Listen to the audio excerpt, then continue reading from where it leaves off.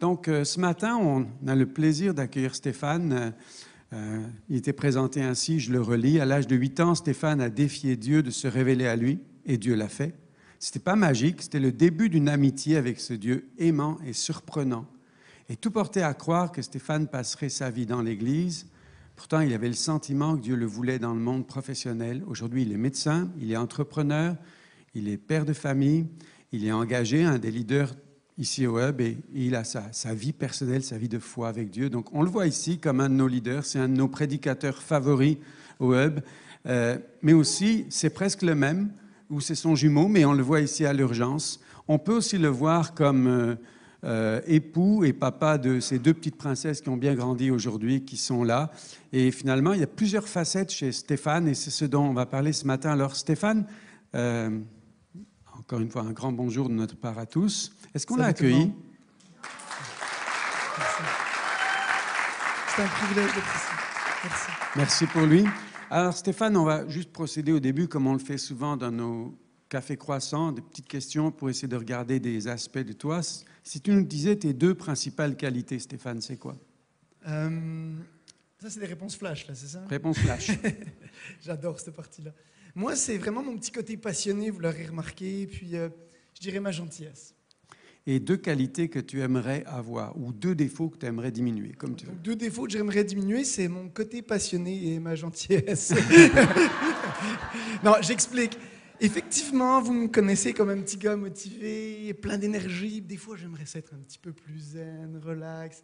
La vie est belle. Puis le petit côté d'être gentil, c'est chouette parce que j'aime ça prendre soin des autres, mais des fois, ça me rend un petit peu hypersensible. Ah, qu'est-ce que l'autre pense de ça, etc. Et donc, j'aimerais des fois trouver la capacité, et je travaille là-dessus. Je suis assez fier des beaux progrès que j'ai faits dans les derniers mois, mais de simplement être un peu moins conscient de ce que l'autre pense, etc., et être libre de ça. Donc voilà. Super. Stéphane, puis là, vous prenez des notes sur la réponse qui s'en vient pour votre été. Quel est le meilleur livre ou le meilleur film qui t'a inspiré dans l'année passée? Oui. Donc, j'ai lu avec Chantal le livre Les grâces de l'imperfection de Brené Brown. Franchement, c'est vraiment à lire. On a même fait un parcours de couple où on lit un chapitre par mois. C'est vraiment extraordinaire. C'est vraiment fun. C'est étonnant, cette année, à chaque fois que je demande à quelqu'un quel est ton livre favori cette année, on me parle de Brené Brown, même que ce soit celui sur la vulnérabilité ou celui-ci sur l'imperfection. Je sors d'un congrès Nova, c'était encore elle. Donc peut-être ça peut être une bonne piste de lecture pour l'été. Stéphane, si je te demande de finir cette phrase, tout le monde ici serait surpris de savoir que je ne suis pas chauve. C'est juste une... Non? OK, bon, vous le... Non, en fait, c'est pas ça. OK. Non, que j'ai joué longtemps au Playmobil, que j'ai prêché à mes Playmobil pendant toute mon enfance. Ça, c'est ton église, alors? Oui. Voilà. J'ai donné la Sainte Seine à la petite Madame Noire. Parfait. Stéphane, le meilleur conseil que tu as reçu dans la vie? En fait, il se trouve dans la Bible. C'est Dieu qui parlait à Samuel puis qui lui a dit un jour, ce qui m'intéresse, là, ce que je regarde, c'est pas ce qui frappe les yeux, mais ce qui se trouve dans le cœur. C'est ça qui est important pour moi. Ah, c'est beau. Quand Dieu te voit, parce que lui voit ton cœur, c'est sûr, qu'est-ce qu'il te dirait? Qu'est-ce que tu penses que Dieu dit quand il te regarde? Je pense qu'il me dirait pas grand-chose. Je pense qu'il ferait juste sourire, mais un sourire d'affection, un vrai sourire de fierté, d'amour. Et je pense des fois, il éclaterait solidement de rire à de mes niaiseries, là. Mais il y aurait vraiment un beau sourire, pas de parole. Super. Juste. Quand j'ai lu ta réponse avec le titre de la conférence qui était « Famille, carrière et foi », comment jongler avec tout ça, et la réponse que tu m'as donnée là m'a fait penser à jongleur de Dieu. Savez-vous qui est jongleur de Dieu? Celui qu'on a appelé le jongleur de Dieu? Non? François d'Assise était appelé le jongleur de Dieu. Pourquoi? Parce qu'il a dit ça de lui. Les jongleurs venaient avec les troubadours, ils faisaient sourire les gens. Et lui, on disait de lui, il prend Dieu tellement au sérieux, avec tellement de joie, que ça fait rire Dieu. Il prend Dieu tellement au sérieux, avec tellement de joie, qu'il fait rire Dieu. Et finalement, je trouve que ça te ressemble un peu, Stéphane, ça, c'est quelque chose d'assez spécial. Alors, quand on va parler du jongleur, ben, ça va être un peu ça, notre fil rouge. On va essayer de jongler ici avec ton enfance. Donc, amène-nous dans ton enfance, où tu habitais, l'atmosphère à la maison, etc. Ouais, ben, mon papa était prof, prof de dessin industriel et pasteur aussi en même temps. Ma maman était maman à la maison et pasteur aussi en même temps. Puis vraiment une enfance privilégiée. Là, j'étais vraiment gâté d'avoir des parents qui voulaient nous gâter, qui voulaient prendre soin de nous. Puis je me rappelle surtout nos voyages. Comme mon père était prof, on avait 2 mois de vacances, puis on prenait la caravane, puis on faisait le tour de l'Europe. Puis ça, c'est resté gravé dans ma mémoire comme le goût de l'aventure, le goût de vivre ça en famille. C'était vraiment chouette. Und woher kommst du? C'est ça. Woher kommst du? Tu viens de... Je parle pas un mot d'allemand. Hein. C'est vrai. Pourtant, Rhein, c'est Ah oui. ça, un peu plus Rhein, et allemand. surtout que tu viens de Belfort, Ouais. qui est juste à côté là, puis ça c'est... J'ai déjà été cute. J'ai déjà été Et chevelu. chevelu. Je vous l'ai dit. Oui, c'est- Et donc, cette maison, Ouais, ça c'est notre maison familiale, là où on a grandi. Vous voyez la grande terrasse. Ça, c'était ma salle de jeu préférée. On avait une table de ping-pong là-dessus. Puis, donc c'est là que tu prêchais au Playmobil? oui, Ah, dans super. en fait, le Velux de droite en haut, là, Un c'était lieu- ma chambre. Un lieu sain alors, hein? Ah oui, c'était spécial. Ouais. C'était quoi la mentalité dans la famille, ce qui était important pour tes parents, Stéphane? Les petits parents. 2 choses étaient primordiales pour mes parents. La première chose, c'est qu'ils aimaient vraiment Dieu. Mais c'était pas un amour tu sais, de stamp, là, tu sais, d'étiquette. Là. C'était vraiment quelque chose de réel, d'authentique. Mais pas seulement ça, de réfléchi, de soigné, d'intentionnel. Et ils avaient vraiment le goût de faire de quoi de leur vie qui lui faisait plaisir. Donc je pense que ça a dû me... Des jongleurs de Dieu aussi. C'était des jongleurs de Dieu, incontestablement. Puis l'autre chose, c'est qu'ils avaient vraiment le goût de faire que mon frère et moi, on réussisse notre vie. C'était comme un leitmotiv pour eux. Puis d'ailleurs, ça leur a fait faire des choses complètement incroyables, de me laisser partir jeune, on va en reparler dans une seconde, etc. Mais c'était vraiment sincère. Ils voulaient qu'on réussisse notre vie. Alors, avec quoi je repars? Quel est l'impact de ça sur ma vie? À l'âge de 8 ans, j'étais tellement flabbergasté par cet amour réel pour Dieu, tu sais, pas juste je suis catholique non pratiquant, tu sais, genre, c'était vraiment vrai, là. Il y avait quelque chose chez eux et qu'un jour, j'avais 8 ans, je me suis retrouvé dans ma chambre, je venais de prêcher à mes Playmobil, tu sais. Puis, J'aime cette histoire. Je l'ai entendue 5 fois, 10 fois, mais je l'aime à chaque fois. imaginez, j'ai 8 ans et je viens de me chicaner avec mon frère, ce qui n'arrivait absolument jamais, rassurez-vous. Et donc, je rentre dans ma chambre et j'étais fâché et j'ai dit, mais Dieu, là, foi d'enfant toute simple, Dieu, si tu existes pour vrai, là, tu vas enlever cette peine dans mon cœur parce que, sûrement que la peine, ça vient pas de Dieu, tu sais. Puis, j'ai dit une autre petite affaire bénigne. J'ai dit, puis je sors pas d'ici tant que tu l'as pas fait. Je l'ai pas dit avec cet accent québécois-là, là, même si j'ai dit, je bouge pas d'ici. Puis, 20 minutes est passé. 20 minutes, c'est long pour un petit kid de 8 ans. 30 minutes est passé. Là, j'avais vraiment espoir qu'il existe pour vrai, parce que je commençais à être solidement tanné. 40 minutes, 50, et j'oublierai jamais parce que j'ai ma cloque dans ma chambre, là, donc je le vois, 59 minutes. Et tout d'un coup, écoutez, je peux pas vous l'expliquer autre que je me suis mis simplement à pleurer, à trembler à l'intérieur, une paix incroyable qui est descendue. Regardez, je ne peux pas vous le prouver scientifiquement, même si la science, ça fait un peu partie de ma vie, mais je savais que Dieu existait parce qu'il m'avait vraiment touché à l'intérieur. Alors les psychiatres, les psychologues pourraient appeler ça de toutes sortes de façons, mais je sais qu'il y a quelque chose qui s'est passé dans cette chambre-là ce matin. Ça a changé la donne. Superbe. Tu as continué ton parcours, là, le petit blond qu'on voit devant, c'est toi. Oui, Hein? Ouais, tout en bas. Et où est-ce que tu te trouves Des ici? cheveux Explique-nous un petit peu. Ouais, alors en fait, le petit goût de l'aventure dont je vous parlais, puis de ce désir peut-être de connecter avec ce grand Dieu-là, faisait que j'avais le goût d'aller dans la seule école chrétienne avec des valeurs chrétiennes en France. Puis elle se trouvait à 1h30 de là où on vivait. Donc il fallait que je prenne le train le matin à 6h du matin. Mon père me déposait. Puis comme ça coûtait cher le train, puis mes parents avaient des amis tout proches du collège Daniel. Et je dormais 2 soirs par semaine chez eux, le mardi soir et le jeudi soir. J'avais 11 ans. Magnifique, magnifique. Alors là, il va se passer quelque chose dans ta vie qui fait que que dans ta foi, tu vas être complètement mis en avant, propulsé. Qu'est-ce qui se passe ici? Ouais, en fait, la première année, c'est vraiment bien passé au Collège Daniel. Puis, à la fin de cette année-là, j'ai rencontré quelqu'un qui était missionnaire, en fait. Et puis, donc, j'ai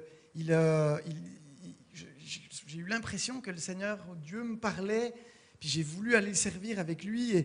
Et donc, j'ai commencé à côtoyer les fabricants de joie. Je ne sais pas si vous avez déjà entendu parler de ça, les King's Kids. C'est comme un groupe de jeunes qui a comme objectif de partager sa foi au travers de l'art, en fait. Et donc, j'étais vraiment all-in parce que, vous savez, hein, je suis passionné. Donc, j'étais en train d'avoir un bon temps avec Dieu, là, juste de me donner à fond alors qu'on se préparait pour un des voyages à venir. Puis, à ce moment-là, tu vas faire ta scolarité. Je vais demander du son, là, Pierre. Tu vas faire ta scolarité aux États-Unis, puis tu vas nous expliquer pourquoi.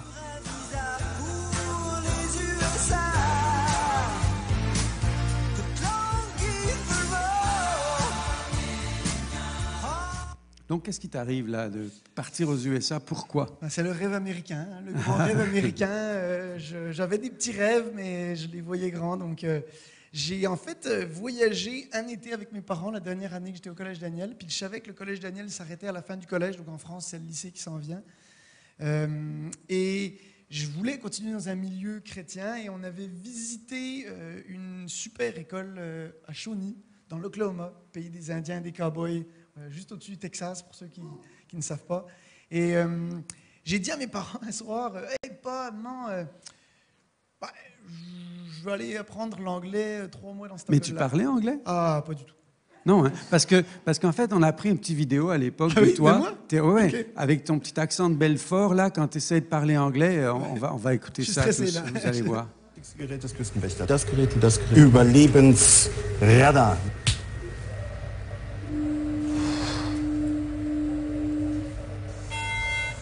Mayday, mayday.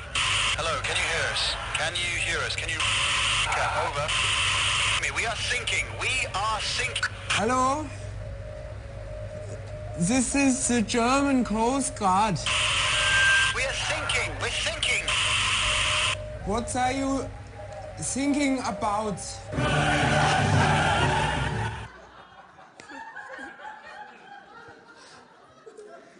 Donc, effectivement, on C'était comprend moi. que tu as fait 3 mois d'apprentissage en anglais. Hein. Oui, puis j'ai réalisé que j'en aurais besoin de plus, en fait, finalement. Et donc, tu te retrouves à Shawnee, cet endroit des grands rêves ou des grandes choses qui arrivent à l'horizon.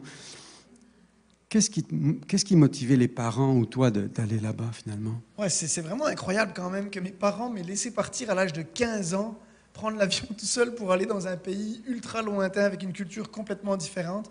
Mais encore une fois, ils voulaient qu'on réussisse notre vie, puis ils avaient confiance que je me retrouverais dans un milieu finalement qui me pousserait vers le haut. Et donc, je me suis retrouvé à non seulement faire 3 mois, ça s'est transformé en 6 mois, 1 an. Puis j'ai fini mon secondaire là-bas. Puis comme les Américains, ils savent juste jouer au basket ou au foot, mais je me suis mis à jouer au basket. D'ailleurs, on me voit là. Ça, c'est une photo un peu particulière parce que je pense que cette photo-là, c'est tellement une courte photo. Tu sais, une photo, c'est un standstill, hein? Ça a probablement duré 10 secondes de game parce que tout le reste des 3 ans que j'ai passé là-bas, j'étais sur le banc, hein, j'étais le waterboy. Non mais tu sais, imaginez, là, moi je suis le petit Frenchie, là, tu sais, puis t'as les grands Américains, là, tu sais, j'avais aucune chance. Mais l'école jouait au basket et je suis en ligne, donc j'ai joué au basket. Donc, qu'est-ce que tu voulais faire de ta vie, toi, à ce Ouais. moment-là? Ben moi je voulais servir Dieu, trouver une façon de faire une différence sur cette terre, puis je voulais aider les autres. Donc c'est un petit peu ça qui m'a motivé. Puis c'est une école où leur enfance particulière, c'était de former des missionnaires, des gens qui iraient faire la différence. Alors Donc, effectivement, on va parler avec cette petite abeille qui jongle avec sa vision du monde. On va parler de... Toi, tu te trouves dans une école chrétienne où beaucoup autour de toi entendent un appel pour être pasteur ou évangéliste ou conduire la louange. Puis toi, tu as un appel différent. Explique-nous comment c'est venu dans ton cœur, cet appel-là. ouais. C'était vraiment tough pour moi. Tu sais, quand l'adolescence, on dit souvent, on est un peu shaky à l'intérieur, on ne sait pas trop quoi penser. C'est que je me retrouvais dans un endroit où tout le monde allait devenir tu sais, des missionnaires, aller faire une différence dans le monde, faire de l'aide humanitaire, etc.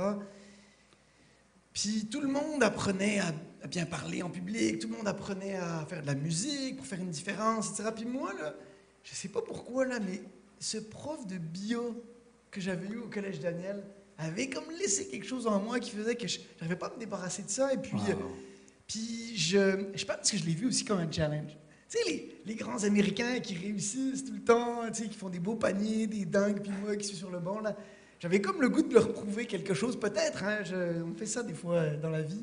Alors je me suis dit, si je deviens médecin, je vais leur montrer. Mais ça marchait pas trop, hein, parce que je n'oublierai jamais, tous les gens de la direction là-bas me disaient, mais non, Stéphane, voyons, de quoi tu parles, médecin? Je disais, vous connaissez, si vous avez côtoyé assez longtemps l'Église, que Jésus revient bientôt. Là, alors ils me disaient, mais non, perds pas ton temps sur les bancs de l'université, Jésus revient bientôt. Et donc, j'avoue que c'était des temps un peu mouvementés à l'intérieur de moi, mais il y a eu comme un petit défi qui s'est levé à l'intérieur de dire, hey, je veux servir Dieu, je veux servir les autres. Puis peut-être qu'il y a eu aussi une partie de, pas vrai que je veux faire ça gratos, là, mes parents étaient pasteurs, là, puis je me suis dit, non, faut pas que je gagne ma vie en faisant ça. Donc, c'est ça qui m'a motivé à faire de la médecine. Mais là où j'ai vraiment cliqué, là, c'est là, en fait, là, cette image vaut mille mots. Je me suis retrouvé en Amérique du Sud, en Guyane anglaise, je me suis retrouvé au Mali, en Afrique, puis ça a révolutionné ma vie. Ça n'avait plus rapport avec l'argent, ça n'avait plus rapport avec prouver quoi que ce soit aux Américains. Ça avait rapport à « Waouh, qu'est-ce que c'est incroyable de pouvoir servir son prochain !» Puis l'amour qui est libéré quand tu as tous des enfants comme ça autour de toi. Puis je vous raconte juste une petite anecdote qui a changé ma vie. Là, je prends 2 secondes d'aparté pour dire que Hugh, le docteur que vous voyez ici sur la gauche, là, c'est un docteur anglais qui m'avait pris un peu sous son aile. Et il avait lui aussi, comme mes parents, confiance en moi. Alors il m'a dit, Steph, on fait de la médecine ensemble. Et à ce moment-là, j'étais encore à l'université en pré-médecine, je ne connaissais rien en médecine. Mais ce qu'on fait, c'est que le soir, on va parler avec les gens du village, puis tu vas leur partager ta foi. Et je n'oublierai jamais, il y a une soirée, juste avant la rencontre de la soirée, la femme du chef du village a accouché.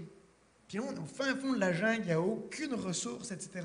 Et Dieu merci, on était là, tu sais, l'équipe médicale, et Hugh a donc pratiqué cet accouchement, ça a super bien été, et je n'oublierai jamais, il a appelé le chef son fils, Hugh, parce qu'il venait d'accoucher son fils, et ça m'a marqué. Et on arrive dans la salle, et tout le village est rassemblé, parce qu'il venait de se passer quelque chose, il y avait une ambiance, c'était électrisant, et là, votre petit Steph qui prend le micro, et qui partage sa foi, et tout d'un coup, tout le monde se lève, et dit, hey, moi, je veux connaître ce dont tu parles, ce Jésus-là. Ça a transformé ma vie, cette histoire-là. Donc, c'est magnifique. Je voulais faire de la médecine, je voulais partager ma foi. C'est comme ça que ça a commencé. Il y a cet enthousiasme qui vient avec la vision. Je suppose qu'il y a des étapes vers la réalisation de cette vision. Donc, je veux être médecin, là, je suis convaincu, je veux servir. C'est au travers de ce moyen-là. C'est quoi les étapes dans ce processus vers l'accomplissement? Ouais, ça, c'est vrai qu'il y a toujours une espèce de...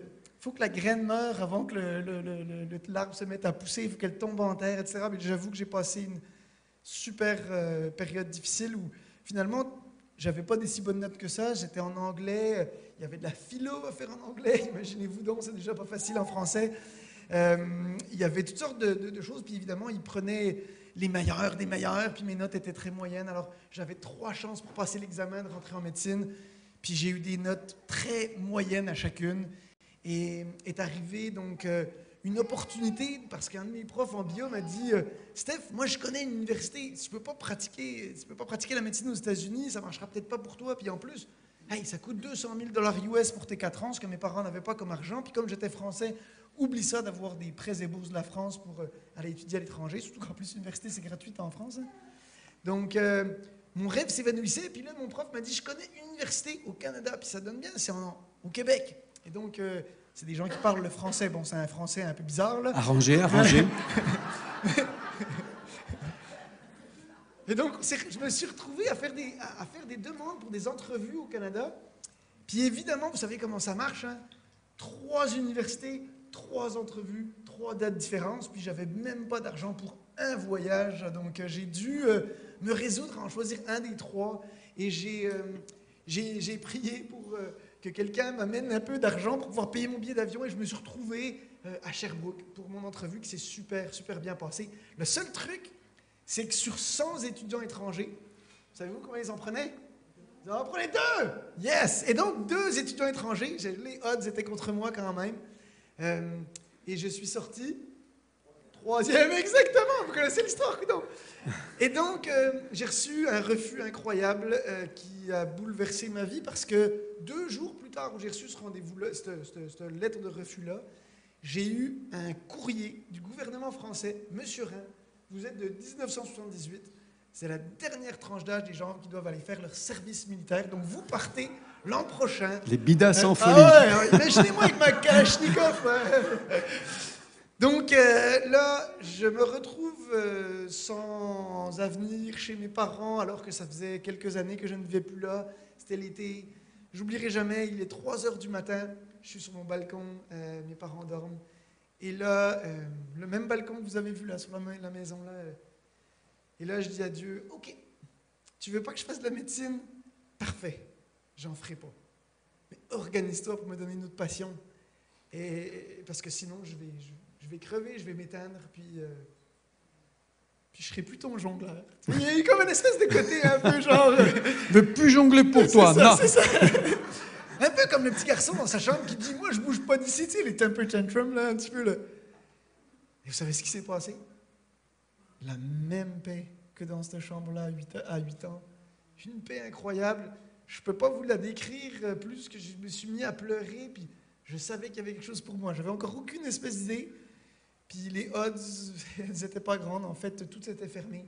Mais je savais qu'il y avait quelque chose. Et 3 semaines plus tard, encore là, croyez-le ou pas, je ne peux pas vous le démontrer scientifiquement. Je sais pas comment. Je vous promets que je n'ai pas menacé personne, mais l'Université de Sherbrooke a fait un truc qu'ils ont, à ma connaissance, jamais fait depuis. C'est qu'ils ont demandé à l'Université Laval de Québec, tu sais, le fameux entrevue auquel je n'ai pas pu aller, là, de prendre une de leurs places d'étudiants étrangers pour qu'ils en prennent 3 cette année-là. Puis ils m'ont appelé, ils m'ont dit, Stéphane, sur il y a 2 conditions. Vous devez être là la semaine prochaine pour le premier cours de médecine. Quand même des billets d'avion, des vaccins, un passeport, des visas, tout le kit, là. Une place où rester, bref, la semaine prochaine. Et la deuxième condition, c'était qu'il fallait que vous vous lanciez là, puis que vous reveniez. Tu sais, c'était maintenant ou jamais. Qu'il n'y aurait pas de deuxième chance. Et donc, je me vois, il est 3 heures du matin, direction Paris, depuis Belfort. Il faut qu'on arrive à l'ouverture de l'ambassade canadienne à Paris pour essayer d'avoir un visa cette journée-là. Et croyez-le ou non, sur 61 visas qui ont été donnés cette journée-là, j'étais le 59e. Et j'avais mes billets d'avion. Vous savez, les premiers gros téléphones cellulaires, hein, mon père est dans la voiture. J'avais mes billets d'avion. J'avais un rendez-vous avec un médecin de famille pour le lendemain. Dieu sait que ça, c'est absolument impossible, en tout cas au Québec aujourd'hui. Et je partais 5 jours plus tard pour le Québec et Sherbrooke et pour venir faire le reste de ma vie.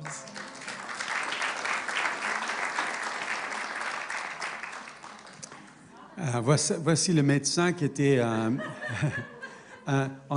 étudiant, mais en même temps, ça nous rappelle un médecin qui était inspirant pour toi, Stéphane, le Dr Patch. Et il semble là que tu es arrivé avec Dr Patch, mais qu'il y a quelqu'un qui est avec toi.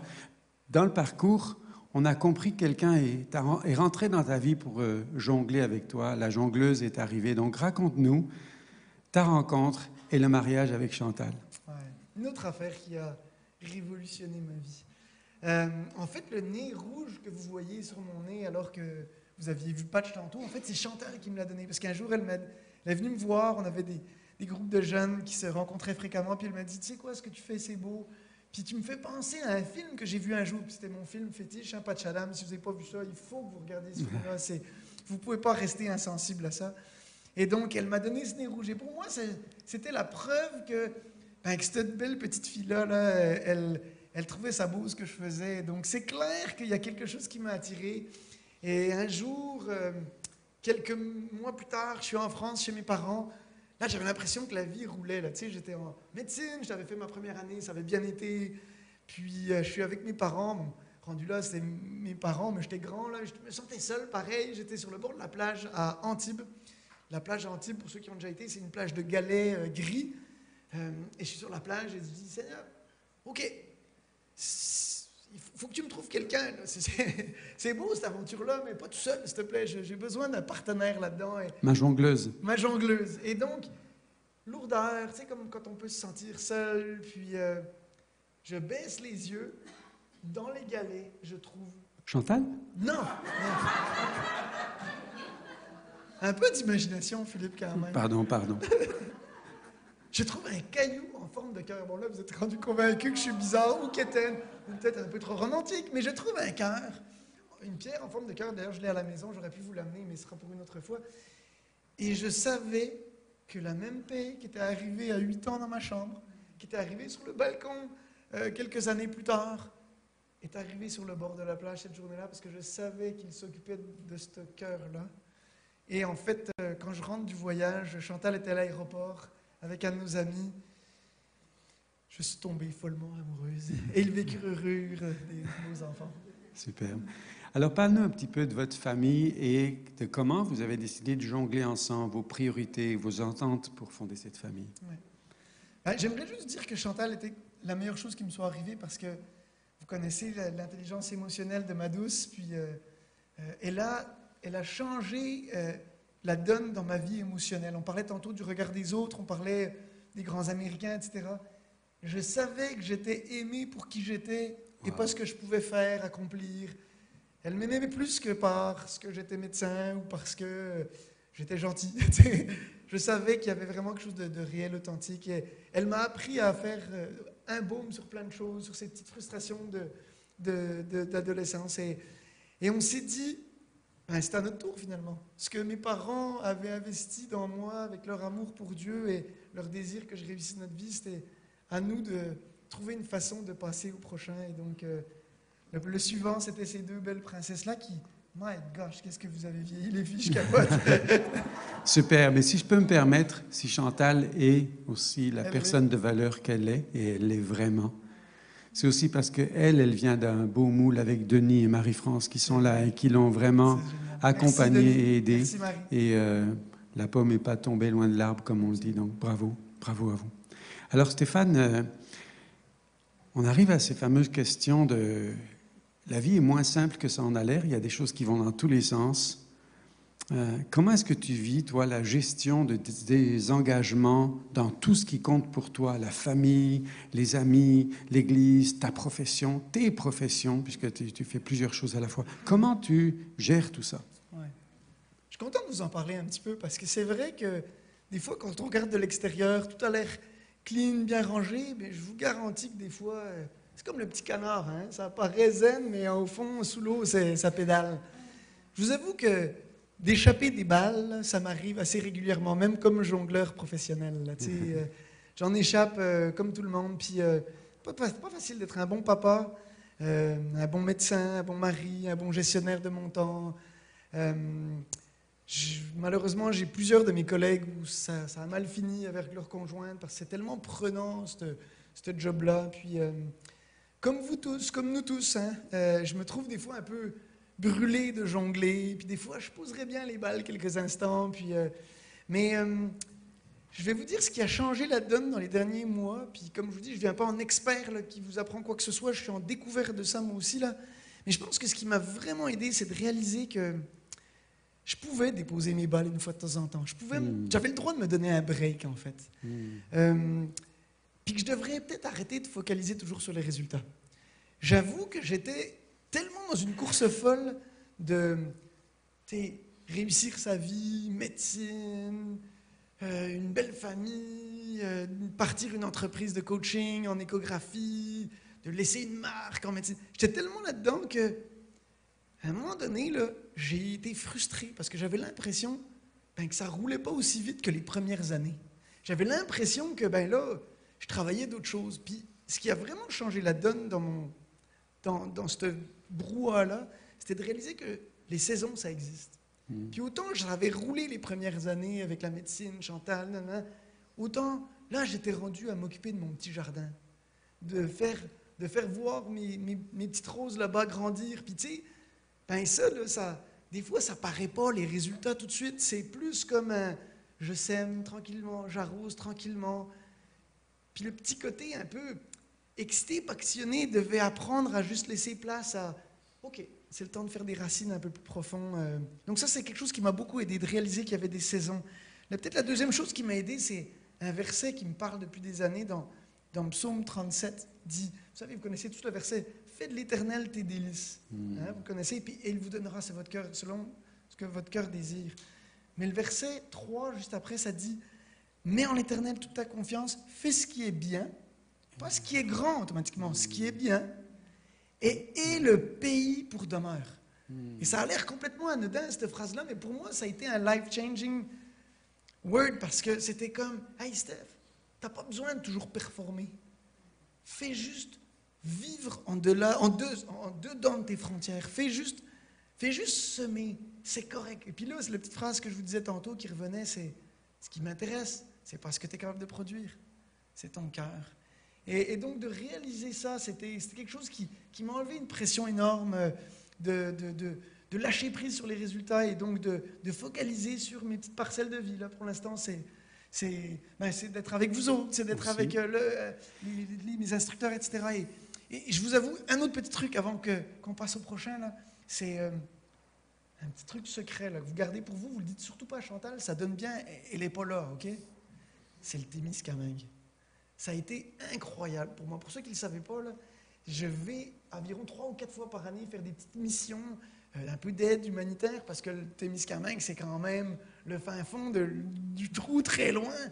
Et je m'en vais me cacher là avec mon pote pêcheur que vous avez déjà rencontré, Pâques passé, Alain et Shannon, qui m'ont un peu pris sur l'oreille. Puis je vais juste passer du temps, juste tout seul, avec Dieu. Je soupire à reproduire... pas pour une expérience à vivre, à reproduire, mais je soupire de goûter plus fréquemment à ces expériences comme j'avais sur le balcon, puis à 8 ans. Je pense que c'est ça qui me donne de la drive pour justement jongler mes balles du mieux que je peux. Absolument. Et ça me donne vraiment... Absolument. Ouais, ces temps de méditation sont incroyables. De continuer à prendre racine pour porter Exact. des fruits plus hauts. Et c'est vrai, c'est très précieux d'aller chercher à l'intérieur. C'est magnifique. Alors, tellement d'implications, Stéphane, dans la famille, dans... l'exercice de la médecine, comme tu dis, Témiscamingue, ce que tu fais avec les infirmières, tu enseignes, on parlera de ton métier après, tu fais tellement de choses et en même temps, tu es un des leaders ici avec nous dans l'équipe de direction, tu prêches de temps en temps. Comment est-ce que tu situes plutôt, qu'est-ce qui compte pour toi dans ce que tu vis au Hub? Qu'est-ce que c'est l'apport de ça dans ta vie? Ouais. Je vous avoue qu'un des défis, c'est d'avoir un pied dans chaque monde. Hein? On a l'air schizophrène, on a l'air un petit peu fragmenté, on a l'air un peu généraliste aussi, parce que finalement, on ne peut pas juste se focaliser à une chose de spécialiste.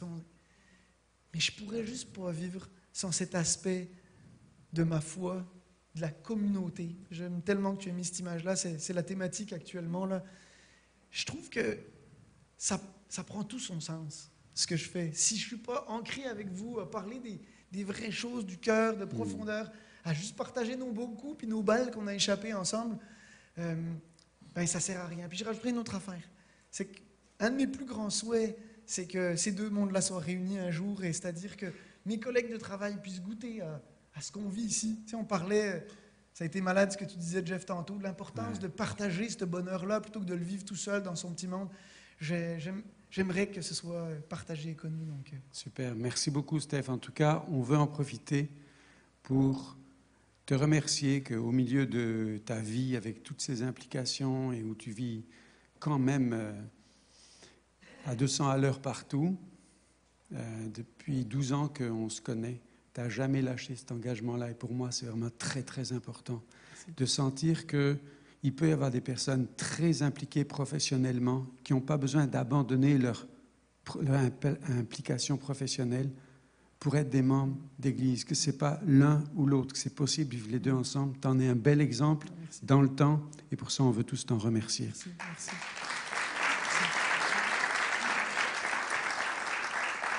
Alors Stéphane, moi je sens que tu arrives à la maturité comme jongleur. Je sens qu'il y a quelque chose qui arrive à la maturité. Pourtant, il y a quelque chose que je sens en toi, puis tu viens nous en parler. Ça, c'est une petite vidéo surprise. Hein. Tu ne savais pas que je la mettais, celle-là. Non, c'est parfait. Mais c'est quelque chose qui montre un peu un des traits de caractéristiques chez toi que j'entends assez souvent et avec lequel tu es en train de te réconcilier un peu quand même.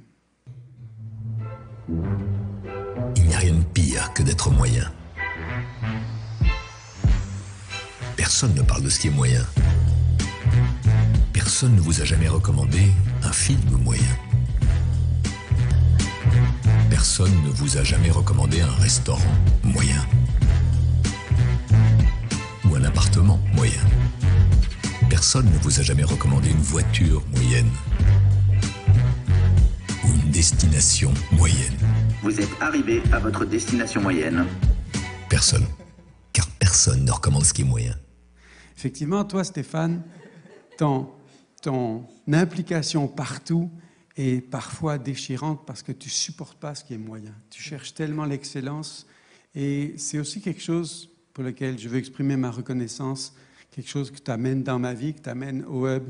Tu nous pousses, et aussi au travers de ce que tu fais dans la communication, à aller chercher quelque chose qui n'est pas moyen. Et merci pour cette valeur ajoutée que tu amènes, et dans ma vie et à nous tous. Alors, personne ne veut ce qui est moyen, finalement, et surtout pas Stéphane.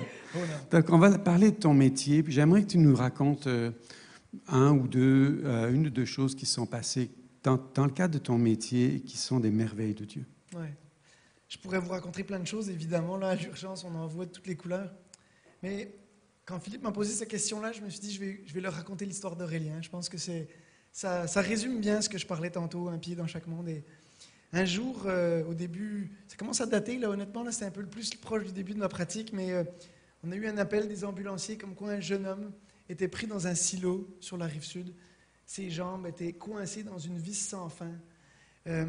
Et ça n'arrive jamais au Québec pour un urgentologue de sortir puis d'aller sur les lieux. Ça, c'est quelque chose de très SAMU-like. En Europe, on fait ça souvent, mais ici, c'est pas ça.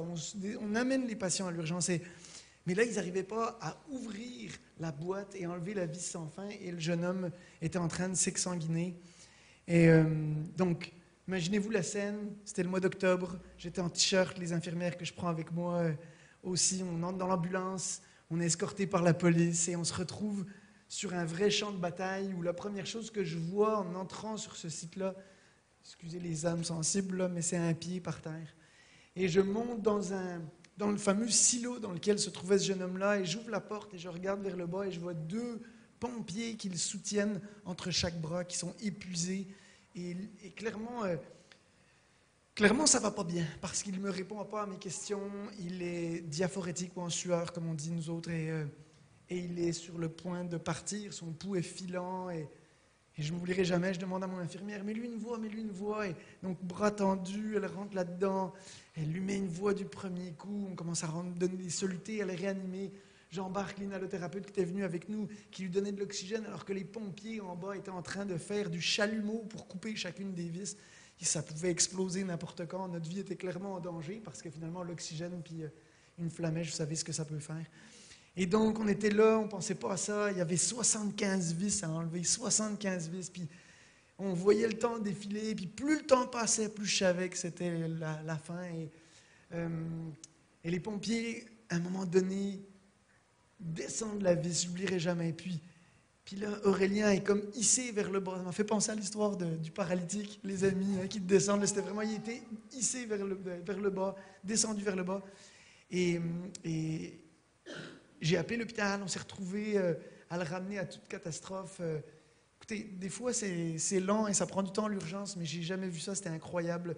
Le chirurgien, l'inhalothérapeute, l'anesthésiste, tout le monde était là en salle de choc et il est monté en salle d'opération en 5 minutes. Et j'avais l'impression, vous savez, des fois, c'est rare à l'urgence d'avoir le sentiment de sauver des vies, même si de l'extérieur, on dit hey, « c'est cool, hein, l'urgentologue, ouais, vous savez, il y a beaucoup de mal de ventre. » Il y a beaucoup de hey, « madame, je ne sais pas ce que vous avez, mais c'est pas grave. » Et là, on venait de sauver une vie, j'étais encore le cœur tout palpitant, je rentre à la maison, j'en parle aux filles, à Chantal, puis le réflexe de Chantal, c'est « hey, s'il passe au travers, on va le rencontrer en famille. » Et ça m'a vraiment bouleversé parce que ça me faisait penser à l'Afrique, tu sais, ce que j'avais vécu. Et comme de fait, on a été le voir. Puis je me rappelle, on avait acheté des chocolats pour diabétiques parce qu'Aurélien était diabétique. Et les filles sont venues avec nous. Je ne sais pas si vous vous rappelez les filles. On est rentrés dans la chambre. Vous étiez petites quand même. On est rentrés dans la chambre avec Aurélien. Et j'étais vraiment stressé, ben honnêtement, parce que je n'avais aucune espèce d'idée s'il allait me remercier ou m'envoyer balader. Parce que là, aujourd'hui, il était en vie, mais il n'avait plus de jambes, vous comprenez? Là, tu sais, la vis avait complètement tout arraché. Et un peu stressé, je lui tends le petit cadeau. Et là, il m'ouvre ses bras. Puis, il me dit merci, tu m'as sauvé la vie. C'était la plus belle chose au monde, je capotais. Puis, en fait, l'histoire ne s'arrête pas là, parce que ce geste qu'on a fait en famille, là, en fait, ça l'a tellement touché qu'il a commencé à faire des conférences. Et pour la CSST, entre autres, il a commencé à même jouer dans l'équipe nationale de hockey luge. Puis finalement, la personne qui devrait être ici aujourd'hui, c'est probablement lui, parce que c'est lui vraiment le héros, là. Mais il est même venu à Connexion un jour, quand on avait une rencontre un peu comme celle-ci. Puis j'avais l'impression d'avoir fait, cette journée-là, la paix entre ces deux mondes, d'avoir fait quelque chose pour l'humain, puis d'avoir contribué à lui parler de ma foi, à l'entourer, à lui montrer que finalement, cette histoire-là de foi, c'est de l'amour avant tout, c'est servir son prochain, c'est ce que Jésus a fait, quoi, finalement, sur Terre. Donc, voilà, c'est une petite histoire qui montre comme quoi on vit des belles choses. Super. Qu'est-ce que c'est, quand tu n'es pas à l'urgence, qu'est-ce que c'est que tu fais comme médecin en plus? Ouais. Vous oubliez pas, mon père était prof, hein.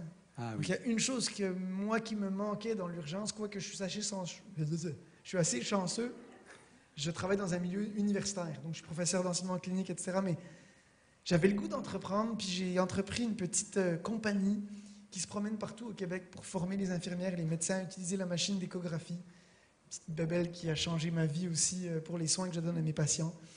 Et donc, c'est moi en train d'enseigner là, une docteure, là, c'est extraordinaire. Ça vient assouvir une autre petite partie, une autre balle avec laquelle je jongle. Encore une balle. Puis au milieu de tout ça, des beaux fruits, mais parfois, est-ce qu'il y a eu des déceptions ou des enjeux un peu difficiles dans ton métier actuellement? Ouais, c'est sûr, parce que comme toute zone de guerre, c'est assez toxique comme environnement. Puis c'est vrai que l'urgence, ça peut être vraiment toxique, là. Puis vous savez, si vous regardez un peu les nouvelles, que c'est pas toujours simple de gérer des salles d'attente de 70 patients, des collègues qui en peuvent plus, qui t'envoient balader. Donc oui, c'est pas toujours facile, mais je pense que c'est dans les moments où il y a le plus de besoin qu'on peut faire la différence. Et donc, j'essaye, des fois j'échappe des balles, mais j'essaye de me dire, si je peux amener une affaire aujourd'hui, un petit rayon de soleil dans le milieu de cette urgence où je ne vois que de la souffrance et des défis. Puis je crois que ce petit côté de gentillesse dont je vous parlais tantôt, de prendre soin des autres, fait que mes collègues le remarquent finalement, puis que en laissant une petite marque de quelque chose qui sent bon à tous les jours, plutôt que de chercher la grosse affaire tout le temps, juste une petite marque, c'est là qu'on fait le plus, là, c'est vrai. Un verre d'eau à la fois. Là. En parlant de tes collègues, je vois Raquel qui est là et à un moment donné, il y a eu une de tes collègues que Raquel et Johan ont contacté à l'école, les enfants allaient à la même école, etc. Puis, peu à peu, Joanne et Guillaume se sont joints. Ouais. Et c'est un petit peu la question que j'avais. Comment tes rapports avec tes collègues sont colorés par ta foi? Ouais. J'adore que tu aies mis cette photo-là. Je les aime tellement. D'ailleurs, ils regardent peut-être en ce moment. Je vous aime, les amis. Mais ouais, je pense que j'aime tellement ce que tu as dit tantôt. C'est qu'on a beau réussir notre vie en apparence à l'extérieur, on a tous des petites zones de fragilité, de besoin d'amour, d'affection, de respect. Et on a vécu ça avec Guillaume et Joanne, puis avec cette belle conspiration d'amour, comme j'aime dire, avec Joan et Raquel, qui, leur fille allait dans la même école que les poupounes que vous voyez là, et Joanne qui est plasticienne chez nous à Charlemagne, qui a parti sa clinique maintenant, mais il y a eu comme une espèce de connexion où on pouvait parler des vraies affaires, où on pouvait s'entraider, et Joanne passait une période difficile dans sa vie à ce moment-là, et je pense qu'on était là pour la soutenir, on l'est encore là, et pour toutes les fois où elle nous soutient, elle est là pour nous, mais c'est magnifique. Ouais. Et je me souviens le 18 juillet 2021, quand ce matin-là, sur Zoom, décidé de dire, ben moi, je veux participer à ça, je veux aussi suivre Jésus, envoyez-moi les informations. Puis, dans une autre réunion où elle racontait son histoire, elle t'a fait un reproche, tu t'en souviens? Non, pas trop. Non, ben, je vais te le dire, parce que c'est pour ça que j'ai mis sa photo aussi, ce qu'elle a dit. Stéphane, tu étais trop timide et trop gentil à partager ta foi. Moi, j'aurais aimé savoir depuis plus longtemps que tu étais chrétien. Elle a probablement raison. Elle a probablement raison. Peut-être. Et pourtant... Le souci de ne pas arriver avec mes grands chevaux. Mais... C'est vrai. Et ça porte du fruit. On va écouter l'histoire de Jonathan et Sophie, qui sont des amis à Stéphane et Chantal, et qui étaient totalement loin de la foi. Et c'est cette approche douce qui éveille la soif et la curiosité, l'accompagnement au rythme de l'autre, plutôt que d'arriver avec des gros slogans qui ont permis ce qui s'est passé là, en écoutant ensemble. Je suis entrepreneur. Je m'appelle Sylvie. Ah oui, là. Bonjour, je m'appelle Jonathan Raymond. J'ai 4 enfants, je suis entrepreneur. Je m'appelle Sophie. Je suis mère de 4 magnifiques enfants à temps plein. Puis je suis adjointe de direction à temps partiel pour le cabinet comptable de mon mari. J'ai grandi dans une famille catholique vraiment standard. On allait à l'église le dimanche, mais c'est pas mal la seule activité là, qui avait attrait à l'église, à la religion. Donc pour moi, Dieu n'était pas nécessairement quelqu'un de significatif. C'était quelqu'un qui me faisait peur. J'allais à une école privée catholique. Donc, c'était beaucoup selon la perception des sœurs. Les sœurs étaient très sévères. Il y avait toujours un intermédiaire entre Dieu et moi. Puis, c'était beaucoup présenté comme un Dieu qui punissait. Donc, c'était un petit peu dans cette lignée-là que mon image de Dieu était orientée. Donc, tout le long de mon adolescence, je ne peux pas dire que j'ai dirigé ma vie vers ça. Comment j'ai découvert Dieu? Moi, je pense en fait que Dieu est vraiment venu nous chercher par l'unique façon que ça aurait pu marcher, parce que nous, on était jeunes mariés, des universitaires, on se disait vraiment des gens vraiment du monde qui vivaient, des gens de leur siècle. Puis je pense que on avait vraiment une appréhension par rapport à la religion, ces choses-là. Je viens d'un background de catholique non pratiquant, là, comme la plupart des gens de mon âge. Dieu s'est pris d'une façon vraiment, vraiment spéciale. C'est par l'entremise d'amis à nous autres qu'on a rencontrés, puis qu'on a vu qu'ils dégageaient quelque chose de vraiment intéressant. Un petit quelque chose que nous, on n'avait pas. On a décidé de poursuivre notre quête en ce sens-là. Chantal, on a fait notre stage ensemble, on se côtoyait pratiquement tous les jours. On est devenus très, très proches. Puis Chantal, sans me parler directement de sa foi, de Dieu, mettait de l'avant quand même ses valeurs, avec du recul, ses valeurs chrétiennes. Et je pense que sa vie était comme un témoignage pour moi. Et finalement, on a été invités au mariage de Stéphane et Chantal, donc ils ont été très près de nous durant plusieurs années. Puis c'est au mariage que j'ai eu des clics. On a vu toutes les amies de Stéphane et Chantal, on voyait c'était pratiquement toutes des chrétiens. Puis sans savoir le pourquoi au mariage, on s'est posé la question, moi et mon mari, qu'est-ce qu'il y avait ces gens-là qu'on n'avait pas? C'était des gens qui dégageaient un genre de paix d'esprit. Quelque chose que je ne peux pas nommer, mais quelque chose qui nous a impressionnés, assez pour poser des questions à Stéphane Chantal. Puis c'est là, en fait, qu'ils nous ont parlé directement de Dieu. C'est sûr que ça a été un choc de voir que ce couple d'amis-là était si près de Dieu. C'était quelque chose de vraiment mystérieux pour nous autres, vraiment de l'inconnu. Donc, par curiosité, on a décidé d'aller voir leur église. Désolé pour le sonorisateur, c'était le petit téléphone qu'on enregistrait il y a 10 ans, là, vous savez, donc le son était comme les téléphones il y a 10 ans. Stéphane, pour presque terminer, j'aimerais que tu puisses nous dire, à la fin de ta vie, qu'est-ce que tu aimerais avoir transmis à ton cercle d'influence, qui peut être à la fois ta famille, bien entendu, mais aussi des personnes comme Jonathan, Sophie, ou de ton cercle d'influence. Qu'est-ce que tu veux transmettre? Plein de choses, mais je pense que 2 principales, c'est premièrement que la foi et la science ne sont pas opposées, qu'on est capable de réfléchir avec son cerveau et pourtant de croire à l'invisible. j'aimerais réunir ces deux mondes dont je vous parle depuis 1 heure maintenant. J'y crois. Je trouve que c'est ça qui est beau et je pense que, tu sais, j'écoute le petit vidéo avec Sophie puis Jonathan là, puis je suis tellement...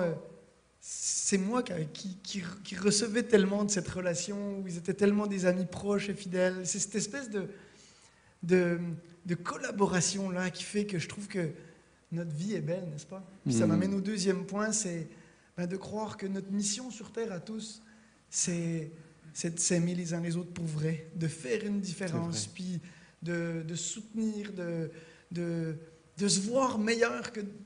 de voir l'autre meilleur que cette personne-là se sent, de la meilleure version d'eux-mêmes, de pouvoir faire la différence dans la vie. C'est ça que j'aimerais transmettre. Merci Stéphane. Alors pour terminer, tu vas avoir 1 minute pour jouer au Preacher.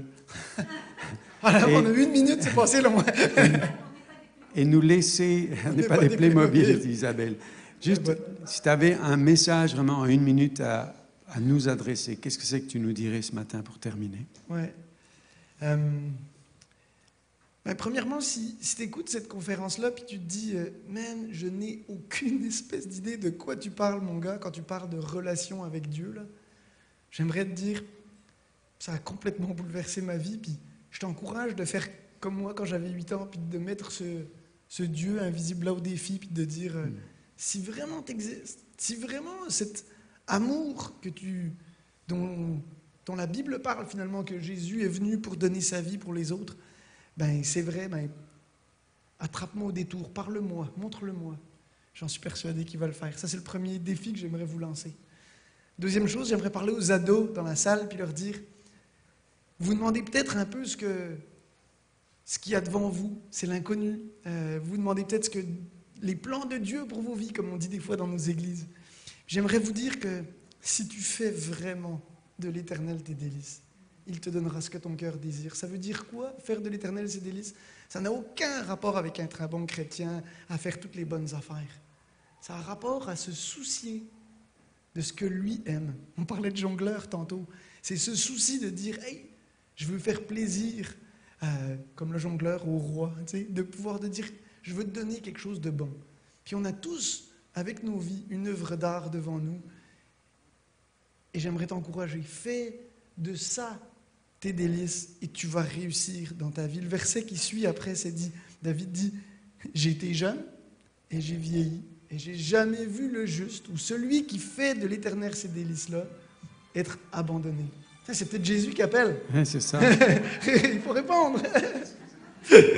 Donc ça, c'est la deuxième chose. Puis tu me laisses encore 30 secondes. Bien sûr. La troisième chose, c'est pour ceux d'entre vous qui ont un peu plus de vécu, puis vous dites, ouais, mais c'est trop tard. C'est l'espèce de c'est trop tard. C'est le plus grand mensonge qui soit. On disait tout à l'heure là que ce qui intéresse Dieu, c'est pas les résultats. Hein. Il regarde pas ce qui frappe les yeux.